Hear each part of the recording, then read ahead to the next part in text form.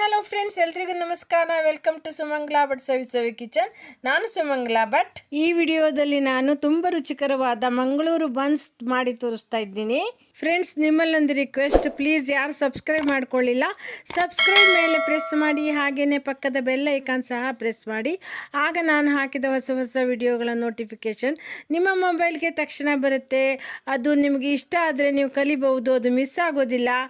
ಮತ್ತು ನೀವು ಸಬ್ಸ್ಕ್ರೈಬ್ ಮಾಡಿಕೊಂಡ್ರೆ ನಿಮ್ಮ ಬಾಂಧವ್ಯ ಹೆಚ್ಚಾಗುತ್ತೆ, ನನಗೆ ಪ್ರೋತ್ಸಾಹ ಕೊಟ್ಟಾಗೆ ಆಗುತ್ತೆ. ಇದು ಮಂಗಳೂರು ಕಡೆ ಸಾಧಾರಣವಾಗಿ ಎಲ್ಲ ಹೋಟೆಲ್ಗಳಲ್ಲಿ ಸಿಗುತ್ತೆ.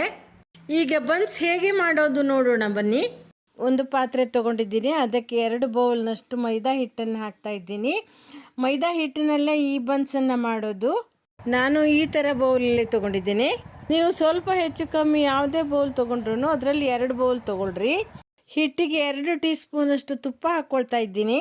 ಹಿಟ್ಟನ್ನು ತುಪ್ಪನ ಎರಡನ್ನೂ ಚೆನ್ನಾಗಿ ಮಿಕ್ಸ್ ಮಾಡಬೇಕು. ಹಿಟ್ಟು ಉಂಡೆ ಕಟ್ಟಿದರೆ ಈ ಥರ ಬರಬೇಕು.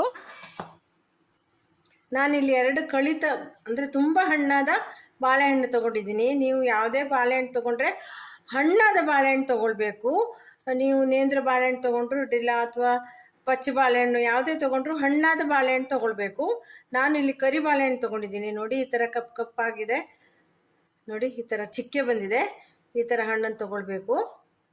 ಬಾಳೆಹಣ್ಣಿಗೆ 2 ಸ್ಪೂನ್ ಸಕ್ಕರೆ ಹಾಕ್ತಾಯಿದ್ದೀನಿ. ಸ್ವಲ್ಪ ಸ್ವೀಟ್ ಜಾಸ್ತಿ ಬೇಕಂದರೆ ಇನ್ನೊಂದು ಸ್ಪೂನ್ ಹಾಕ್ಕೊಳ್ಳಿ. ಒಂದು ಸಣ್ಣ ಸ್ಪೂನಲ್ಲಿ 1 ಸ್ಪೂನ್ ಅಡುಗೆ ಸೋಡಾ ಹಾಕ್ತಾಯಿದ್ದೀನಿ. ಅರ್ಧ ಟೀ ಸ್ಪೂನಷ್ಟು ಉಪ್ಪನ್ನು ಹಾಕ್ತಾಯಿದ್ದೀನಿ. 1 ಟೀ ಸ್ಪೂನ್ ಜೀರಿಗೆ ಹಾಕ್ತಾಯಿದ್ದೀನಿ.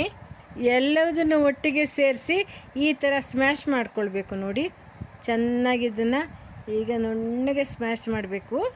ಇಲ್ಲಿ ನಾನು ನಿನ್ನೆದು 1 ಕಪ್ ಹುಳಿ ಮೊಸರನ್ನು ತೊಗೊಂಡಿದ್ದೀನಿ. ಹುಳಿ ಮೊಸರನ್ನು ಹಾಕಿದರೆ ಬನ್ಸ್ ಉಬ್ಬಿ ಬರುತ್ತೆ. ನಿಮಗೆ ತುಂಬ ಹುಳಿ ಅನಿಸಿದರೆ 1 ಟೀ ಸ್ಪೂನಷ್ಟು ಸಕ್ಕರೆಯನ್ನು ಹಾಕ್ಕೊಳ್ಳಿ. ನೋಡಿ, ಈ ಕಪ್ಪಲ್ಲಿ 1 ಕಪ್ ಮೊಸರನ್ನು ಹಾಕಿದ್ದೀನಿ. ಹಿಟ್ಟಿಗೆ ನೀರು ಹಾಕಿ ಕಲಸೋದು ಬೇಡ, ಬಾಳೆಹಣ್ಣಲ್ಲಿ ಮತ್ತು ಮೊಸರಲ್ಲೇ ಕಲಿಸ್ಬೇಕು. ಬಾಳೆಹಣ್ಣು, ಸಕ್ಕರೆ, ಸೋಡಾ ಜೊತೆಗೆ ಮೊಸರನ್ನು ಚೆನ್ನಾಗಿ ಮಿಕ್ಸ್ ಮಾಡಬೇಕು. ಈ ರೀತಿ ಮಿಕ್ಸ್ ಮಾಡ್ತಾ ಬಂದಾಗ ಅದು ಉಬ್ಬಿ ಬರುತ್ತೆ, ಒಂಥರ ಪೇಸ್ಟ್ ಥರ ಆಗುತ್ತೆ. ಈಗ ಎಲ್ಲವೂ ಚೆನ್ನಾಗಿ ಮಿಕ್ಸ್ ಆಗಿದೆ, ಪೇಸ್ಟ್ ಥರ ಆಗಿದೆ.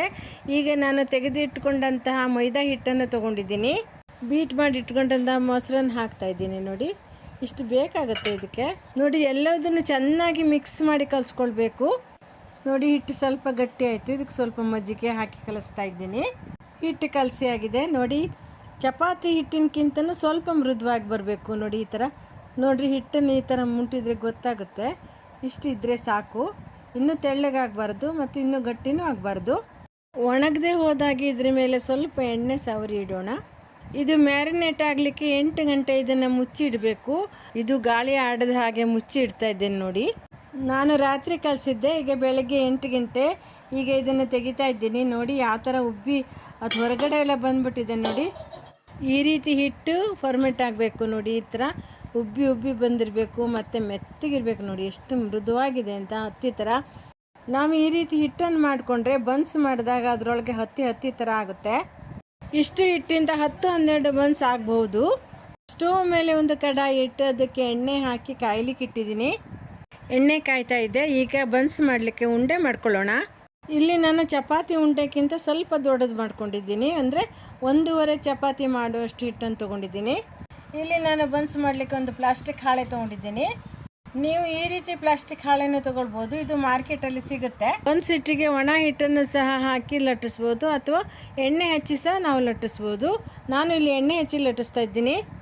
ನೋಡಿ ಫ್ರೆಂಡ್ಸ್, ಈ ರೀತಿ ಕೈಯಲ್ಲಿ ಸಹ ತಟ್ಟಿ ಮಾಡ್ಬೋದು. ಅದು ತುಂಬ ಮೃದುವಾಗಿರುತ್ತೆ ಹಿಟ್ಟು.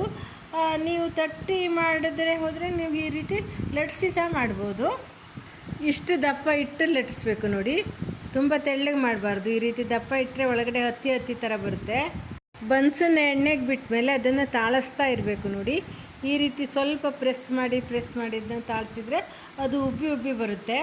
ನೋಡಿ, ಎಷ್ಟು ಚೆನ್ನಾಗಿ ಉಬ್ಬಿ ಬರ್ತಾ ಇದೆ. ಇದನ್ನು ಲೋ ಮೀಡಿಯಮ್ ಫ್ಲೇಮ್ನಲ್ಲೇ ಬೇಯಿಸಬೇಕು, ಏಕೆಂದರೆ ಅದು ದಪ್ಪ ಇರೋದ್ರಿಂದ ಒಳಗಡೆ ಎಲ್ಲ ಬೇಯಬೇಕು. ನೋಡಿ ಫ್ರೆಂಡ್ಸ್, ಇದನ್ನು ಪದೇ ನಾವು ಮುಗುಚಿ ಹಾಕ್ತಾ ಇದ್ದರೆ ಅದು ಬ್ರೌನ್ ಕಲರಿಗೆ ನಿಧಾನವಾಗಿ ಬರುತ್ತೆ ಮತ್ತು ಒಳಗಡೆ ಎಲ್ಲ ಬೆಂದಿರುತ್ತೆ. Buns brown ಕಲರಿಗೆ ತಿರುಗಿದೆ. ಈಗ ಇದನ್ನು ತೆಗೆದು ಬಿಡೋಣ. ಮತ್ತೊಂದು ಬನ್ಸನ್ನು ಎಣ್ಣೆಗೆ ಹಾಕ್ತಾ ಇದ್ದೀನಿ. ಅದು ಸಹ ಎಷ್ಟು ಚೆನ್ನಾಗಿ ಉಬ್ಬಿ ಬರ್ತಾ ಇದೆ. ನೋಡಿ, ಇದು ಬ್ರೌನ್ ಕಲರಿಗೆ ತಿರುಗಿದೆ. ಈಗ ಇದನ್ನು ತೆಗೆದು ಬಿಡೋಣ. ಈಗ ಎಲ್ಲ ಬನ್ಸನ್ನು ಮಾಡಿ ಆಗಿದೆ. ಈಗ ನಾನು ಸರ್ವ್ ಮಾಡ್ತೀನಿ. ಬನ್ಸ್ ಹೇಗಾಗಿದೆ ಅಂತ ನೋಡೋಣ. ನೋಡಿ ಎಷ್ಟು ಮೃದುವಾಗಿ ಬಂದಿದೆ ಫ್ರೆಂಡ್ಸ್. ನೋಡಿ ಹೊರಗಡೆ ತುಂಬ ಕ್ರಿಸ್ಪಿಯಾಗಿ ಒಳಗಡೆ ಮೃದುವಾಗಿ ನೋಡಿ ಅರಳಿ ಬಂದಿದೆ. ಒಳಗಡೆಗೆ ಹತ್ತಿ ತುಂಬಿದಾರೇನೋ ಅನಿಸುತ್ತೆ. ನೋಡಿ ನಾನಿಲ್ಲಿ ಕಾಯಿ ಚಟ್ನಿ ಹಾಕ್ತಾಯಿದ್ದೀನಿ. ಈ ಕಾಯಿ ಚಟ್ನಿ ಹಾಕ್ಕೊಂಡು ತಿಂದರೆ ತುಂಬಾ ರುಚಿಯಾಗಿರುತ್ತೆ. ಹಾಗೆಯೇ ಸಾಂಬಾರನ್ನು ಹಾಕ್ಕೊಂಡು ತಿನ್ಬೋದು. ಮಕ್ಕಳಿಗೆ ಹಾಲಲ್ಲಿ ಅದ್ದಿ ಕೊಟ್ಟರೆ ಅದನ್ನು ತುಂಬ ಇಷ್ಟಪಟ್ಟು ತಿಂತಾರೆ. ಫ್ರೆಂಡ್ಸ್, ಈ ವಿಡಿಯೋ ಇಷ್ಟ ಆದರೆ ಲೈಕ್ ಮಾಡಿ, ಶೇರ್ ಮಾಡಿ, ಕಾಮೆಂಟ್ ಮಾಡೋದನ್ನು ಮರಿಬೇಡಿ. ಕಾಮೆಂಟಿಂದನೇ ನನಗೆ ತುಂಬಾ ಪ್ರೋತ್ಸಾಹ ಸಿಗುತ್ತೆ. ಮತ್ತೊಂದು ರೆಸಿಪಿಯೊಂದಿಗೆ ಮತ್ತೆ ಬರ್ತೀನಿ. Thank you so much. Take care. Bye.